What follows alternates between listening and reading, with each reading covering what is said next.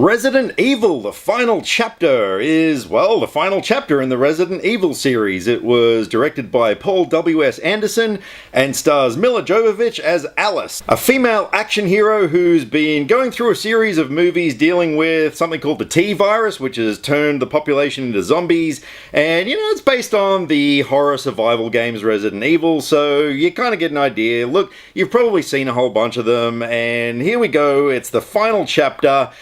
And, well, I've been told apparently the reviews where I kind of rant on movies are amongst my funniest and people seem to dig them.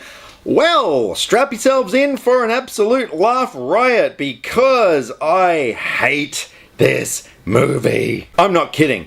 This thing was up there with the worst movies I have ever seen in my freaking life. Now, I might point out, look, I don't mind the Resident Evil movies. I know they're not the best movies, but particularly the first few, I liked the progression of Alice's character. I liked that she was becoming this kind of superhero character who was developing these powers, and you just weren't sure what she was going to become, and it was really exciting to watch.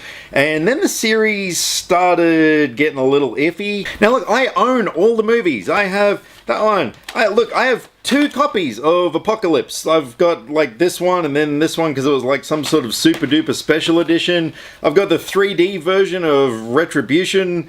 I mean, I dig these movies, I didn't mind them, but this, it was so bad. Whenever I hear stories about people who have gone to see things like the Blair Witch Project and suffered from motion sickness, I kind of think to myself, wow, that person must have a really weak constitution. But honestly, this is the first movie in the history of my life that gave me a headache. I actually had a pain on the back of my head here. The editing in this movie is ridiculous. It is so fastly cut.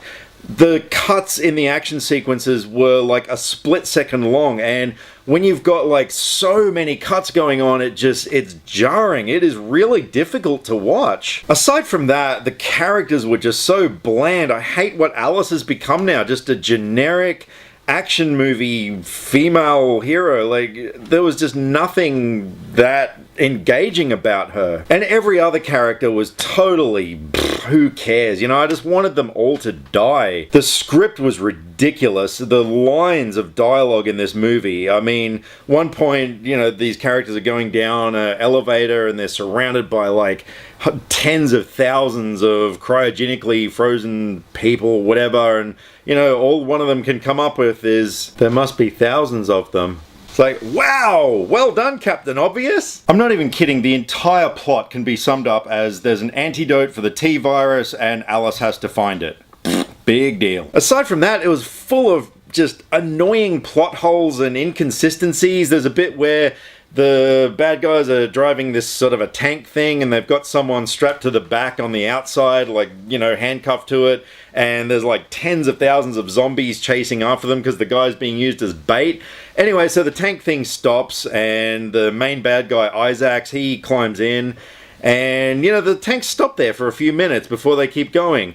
And then the next scene, sure enough, the guy's still strapped to the back. It's how could you let that slip by? I mean, look, admittedly, some of the action scenes probably would have been okay. There was some things that actually looked like they might have been alright, but you just couldn't tell what was going on because it was cut so fast. Not only that, the production design was just, oh man, it was just your typical post-apocalyptic wasteland kind of crap. They didn't do anything to try and make it look different or add anything unique to it. The special effects were awful. And there was a bit where a character gets their hand cut off, and I swear it just looked like a badly photoshopped hand inside-y thingy bit. A lot of the special effects, they just looked like they were from a bad 90s movie. They really didn't put any effort into it whatsoever. So I cannot think of one single thing I liked about this movie. I mean, as I've shown you, I own the whole series, and it pains me to think that I'm not going to be able to complete it because, oh my god, there is no way I'm ever going to buy this damn thing.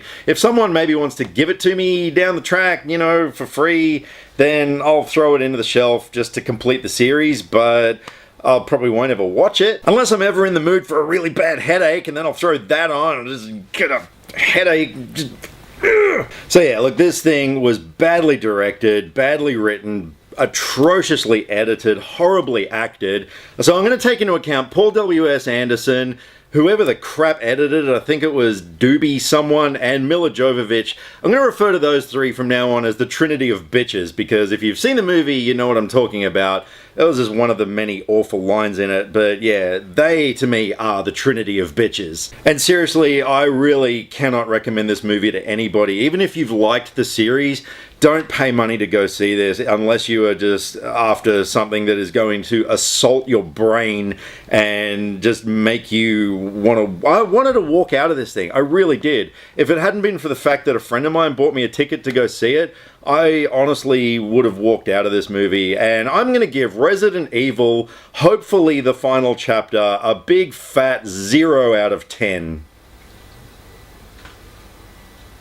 Aside from all that, if anyone can explain to me why supposedly we have like 3 versions of Alice, but the Red Queen, the artificial intelligence one, has a British accent, I'm all ears, because to me that was just one of the glaring inconsistencies in this horrible freaking thing. So if you've seen Resident Evil the final chapter, let me know what you thought of it. Did you love it?